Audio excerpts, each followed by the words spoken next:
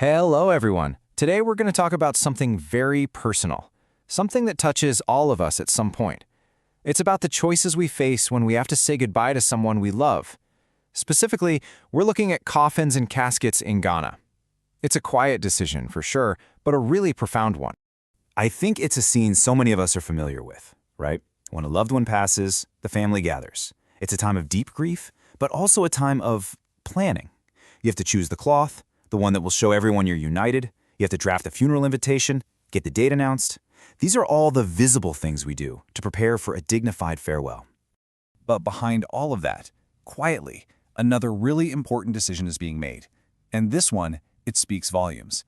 It's all about love, respect, and capturing the very essence of the person we're remembering. I'm talking about choosing their final resting place.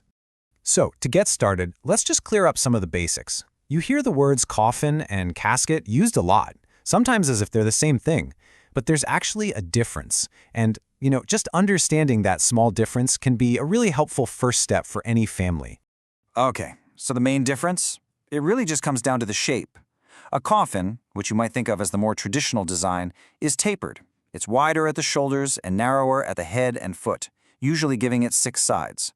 A casket, on the other hand, is rectangular. It's what's generally seen as a more modern style. And that shape difference also kind of influences the materials.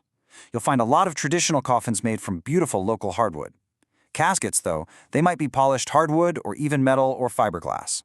Here in Ghana, you'll definitely hear both terms, but you'll find that coffin is still super common in everyday talk. All right, now that we've got the basics down, let's dive into the really interesting part. What are the choices actually available to families right here in Ghana? And honestly, the range is pretty amazing. There's something for different traditions, different tastes, and of course, different budgets. For the most part, the choices fall into about 4 main types, and each one has its own special meaning. First, you've got your standard wooden coffins. They're widely used, really valued for their simplicity. Then you have the more decorative options, like polished mahogany or what they call executive caskets, which people choose for a more elegant look. We also see a lot of symbolic white or colored caskets. And then, of course, there's the one-of-a-kind, uniquely Ghanaian tradition, the fantasy coffins. Oh, these are just incredible. This tradition is something Ghana is literally famous for all over the world. It comes particularly from the Ga people, with amazing workshops in places like Teshi. And let me tell you, these are not just coffins. They are absolute works of art. A fantasy coffin, or abibuadekai, is totally custom-made to show who a person was in life. So a fisherman might be laid to rest inside a giant fish, a farmer inside a cocoa pod, or a devout Christian inside a Bible. It is such a vibrant, powerful way to celebrate someone's identity. It's no wonder they're celebrated globally for their artistry. Okay, so let's talk about something practical but really, really important for every family: the cost.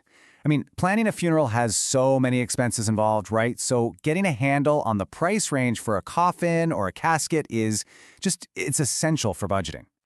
All right, so here's a general idea of the price ranges you might see. As you'd expect, a basic wooden coffin is usually the most affordable option. On the other end of the spectrum, a custom fantasy coffin is a much bigger investment, and that's because of all the incredible, one-of-a-kind craftsmanship that goes into it. Now you have to remember, these are just general ranges. The final price can really vary a lot depending on the type of wood, the material, how nice the interior lining is, any custom details, so it's always a good idea to get a clear, detailed quote.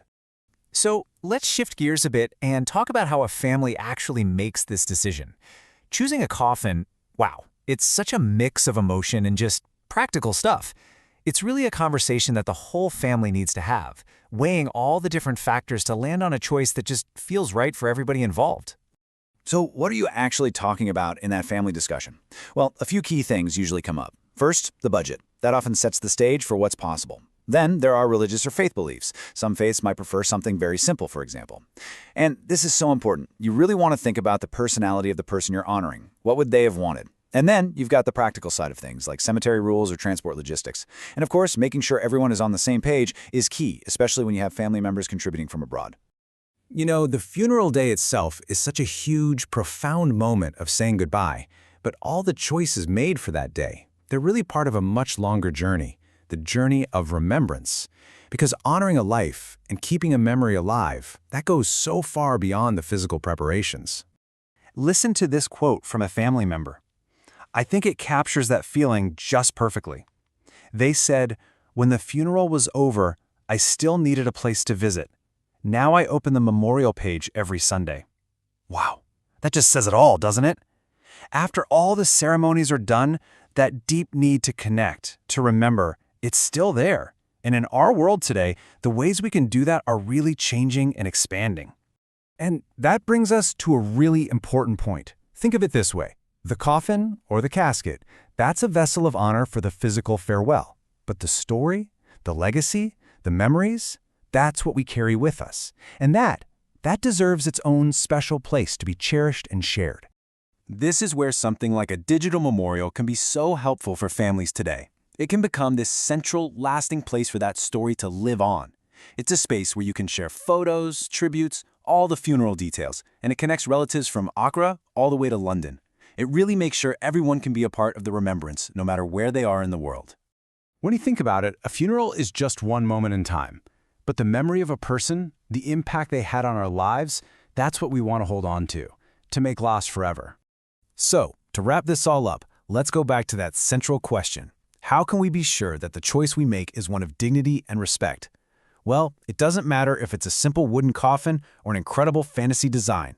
That feeling of dignity really comes from thoughtful planning, from having those open family talks, and most of all, from focusing on honoring the unique, wonderful life that was lived.